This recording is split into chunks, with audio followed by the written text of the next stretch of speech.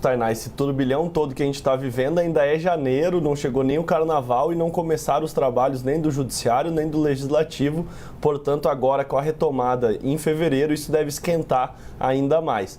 Na parte do Congresso vai aumentar muito a pressão na cúpula do Legislativo para a abertura dessa CPI ou da CPMI, que é quando é mista, né, entre Câmara e Senado.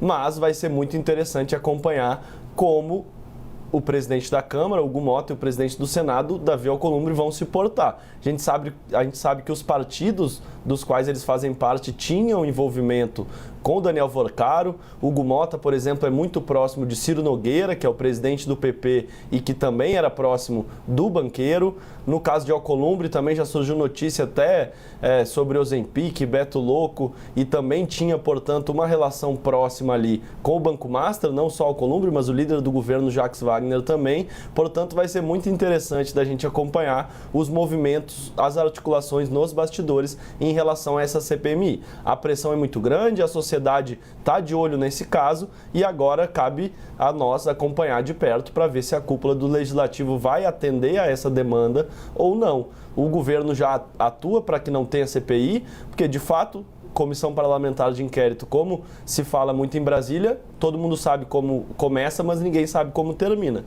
Para o governo nunca é positivo ter uma investigação, mesmo que não pegue apenas o Partido dos Trabalhadores, apenas aliados do governo Lula. Também pega aliados do ex-presidente Jair Bolsonaro, como a gente já vem falando. O cunhado de Vorcaro doou dinheiro para a campanha de Bolsonaro e de Tarcísio. O governador do Rio de Janeiro, bolsonarista Cláudio Castro, botou 1 bilhão da Previdência do Rio de Janeiro no banco. Portanto, pega todos os lados, incluindo o centrão, além da esquerda e da direita, e vamos ver se essa união dos três lados, vamos dizer assim, dos três lados da política, esquerda, direita, o centro, né, não é um lado exatamente, mas fica entre os dois, se eles vão se unir para abafar o caso ou se eles vão sim abrir essa CPMI. Enquanto isso, do outro lado da esplanada dos ministérios, do outro lado da Praça dos Três Poderes, a sede do Tribunal Federal.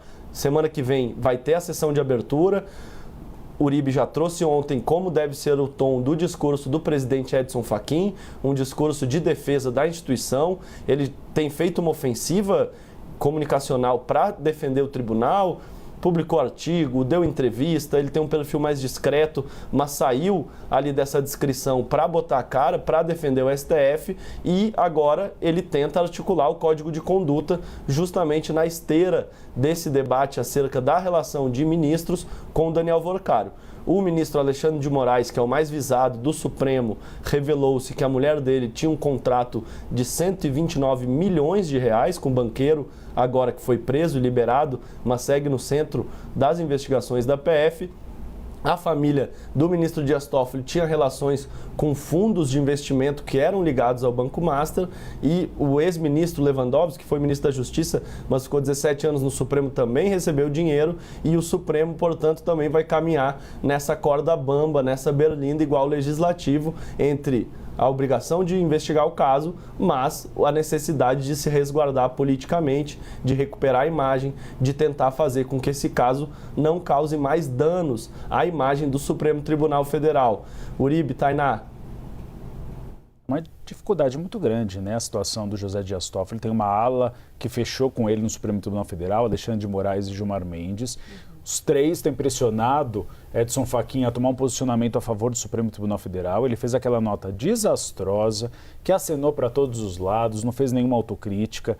Aí uma ala do Supremo Tribunal Federal disse, não é bem o tom correto. É um momento que o Supremo Tribunal Federal precisa pelo menos fazer algum tipo de autocrítica e mostrar que está comprometido com uma fiscalização própria. E aí ele deu as duas entrevistas. Uma entrevista para a Folha de São Paulo. E os três ministros? Não, desculpa, para o Globo e para o Estadão, se explicando, né, Matheus? E os três ministros que você mencionou não são quaisquer ministros. Tratam-se dos três ministros, digamos assim, mais articulados politicamente, que mais têm relações com o Congresso. O ministro Gilmar Mendes é o decano da Corte, uma coisa que na liturgia do dia a dia do Supremo tem muito peso. Vamos lembrar que antes dele o decano foi Celso de Mello por muitos anos.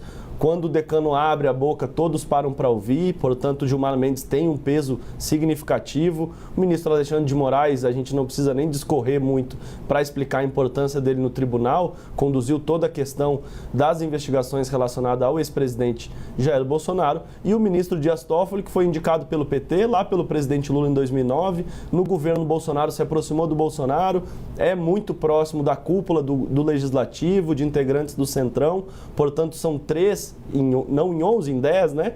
Porque Messias ainda não foi aprovado, mas são 3 nomes de muito peso. O ministro Flávio Dino é próximo desse grupo, o ministro Zanin também é próximo, porque para terem sido alçados ao Supremo, passou ali por conversas com o presidente Lula, que esse grupo referendou esses nomes, portanto são 3 em 10, mas são 3 de muito peso e de muita influência política.